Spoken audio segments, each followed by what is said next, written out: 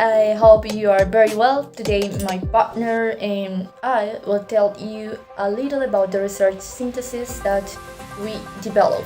I am Daniel Rojas. I'm studying the licenciatura en bilingüismo con énfasis en inglés at UTP, and this is my 5th semester.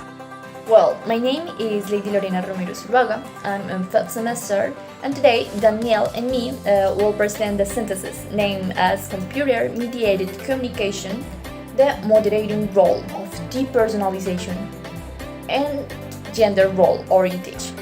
Okay, what we sought with this was to guide the role of language use, especially reading, through the computer towards the role of gender that related to the idea of a word, which is about the development of the inclusive language in a second language teaching, allow use to point patterns or signals from which the individual from their own identity can both include or exclude gender role stereotypes in language.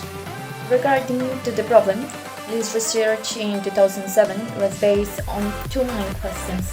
The first is related to the influence of the lack of personal information in the way in which individuals attribute roles to themselves or adjust to their interlocutor based on the gender language provided from computer-mediated communication.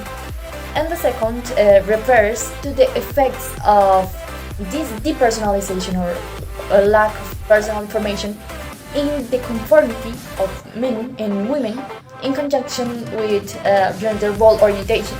Well, this synthesis was written after analyzing this article, which is called Computer-Mediated Communication, the moderating role of depersonalization and gender role orientation. ADII-G1 Lee is the author of this article.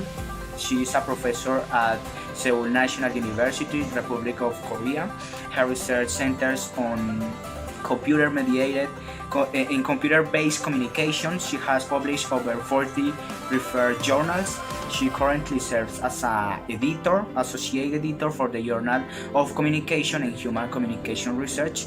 This one is the journal in which this work was published on October 2007. One possibility for Colombian research could be that although the lack of communication allows us to speculate about many things, what is really important is that we can begin to develop an inclusive language based on identity, taking into account the context of each person and the role of each person has according to the gender. To conclude, we could say that this is important because today we have much more technology and digital media in which this situation could be implemented and studied.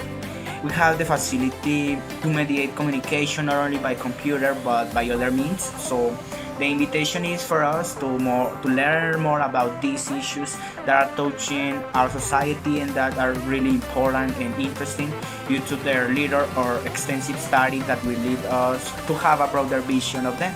So thank you so much for your attention.